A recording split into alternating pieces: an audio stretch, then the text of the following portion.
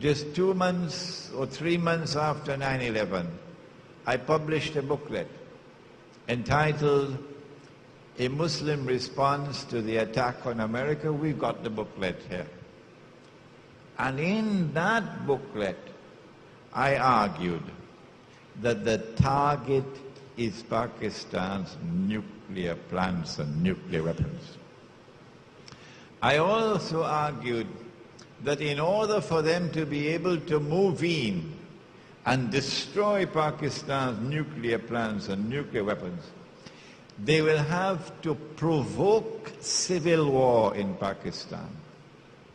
And that's what they're trying to do now. If elements within the Pakistan armed forces were to rebel against the military command in Pakistan and the government, and fighting were to break out within the Pakistan armed forces, that would be the cue for them to move in to save the world from a nuclear threat. Once they dispose of Pakistan's nuclear plants and nuclear weapons, and to an extent Iran's missile capacity, then 2012 would be, I believe, all the hype about 2012 is meant to prepare the world for something big. Everybody is waiting for something big. So let's not disappoint them. And 2012 perhaps can witness Israel's big war, the use of nuclear weapons in Israel's war. And eventually it will then become clear that Israel has replaced the United States as the ruling state in the world. A defining moment in history for the transfer of power from the United States to Israel to be recognized by the rest of mankind.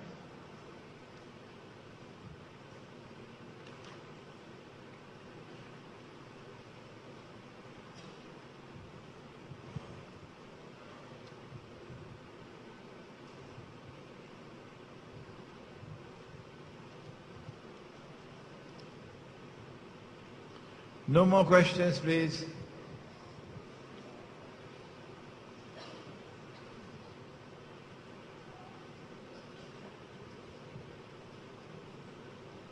Well, this is a nice question. How do we look for a wife? Well, you've been able to see, haven't you? We have very beautiful women here in Trinidad. Don't we? And we did put, didn't we, in the registration those looking for a wife? When you're looking for a wife, said the Prophet ﷺ, look at her. He said there are some women who have a defect in the eyes, may not be pleasing to you. So look at her. If in her physical appearance she is pleasing to you, and remember, not all trees are ornamental trees. If a handsome man were to marry a stunningly beautiful woman, they're going to have a lot of headaches in that marriage. Yes.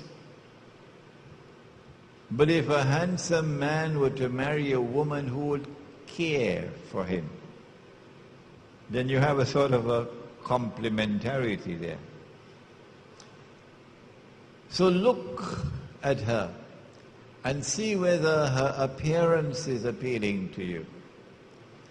And then look to her public life to see whether in her public life she displays faith and righteousness of conduct. Don't go digging into her private life. She may have done something and Allah covered it. She made tawbah. No, we have enough questions here now. Allah covered it. And if you go digging in the private lives of others, Allah will one day uncover all that you did, and that was covered. That's all you need to look for a wife.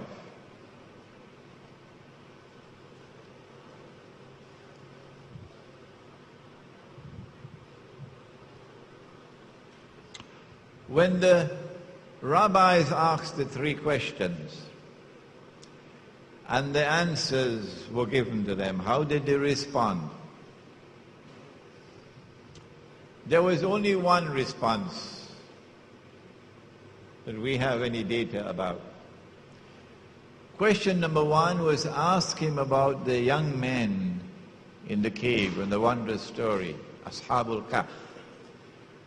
Question number two was, ask him about the great traveler who traveled to the two ends of the earth. Question number three was a tricky question. Ask him about the ruh. The ruh could be Jibreel alayhi salam. The ruh could be the human ruh. And the ruh could be the divine ruh. Does Allah have ruh? وَنَفَخْتُ فِيهِ مِنْ رُوحِي. And I breathed into him of my ruh. Which one? And the answer that was given was an answer that was entirely appropriate in response to the tricky question. قُلِ الرُّوحُ مِنْ أَمْرِ رَبِّي. Say this to them, say only this to them, say nothing more than this to them. That the ruh is by Allah's command. وَمَا أُوتِيتُ مِنْ عِلْمِ إِلَّا قَلِيلًا. And on this subject, you've been given only a little bit of knowledge. He has the knowledge. Come to him. Nabi Muhammad alayhi salatu wasalam. You say you are the elite of mankind. You say you have direct dialing with the Lord above. You say heaven is reserved for you, but he has the knowledge. وَمَا أُوتِيتُم مِّنَ الْعِلْمِ إِلَّا قَلِيلًا. So they didn't like that answer. So they wanted to make sure, listen, O Muhammad alayhi salatu wasalam, who is Allah referring to? Us? When he said, you've been given only a little bit of knowledge. Is he referring to us or to those pagan Arabs? And the Prophet replied, and I wish I could see the video one day. He said both.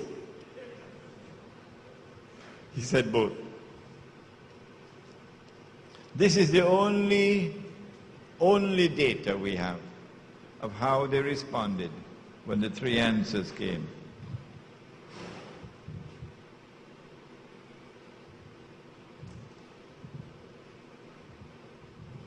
You said that Gog and Magog would not actually drink up the water. It is symbolic, the drinking. It's actually consuming the water.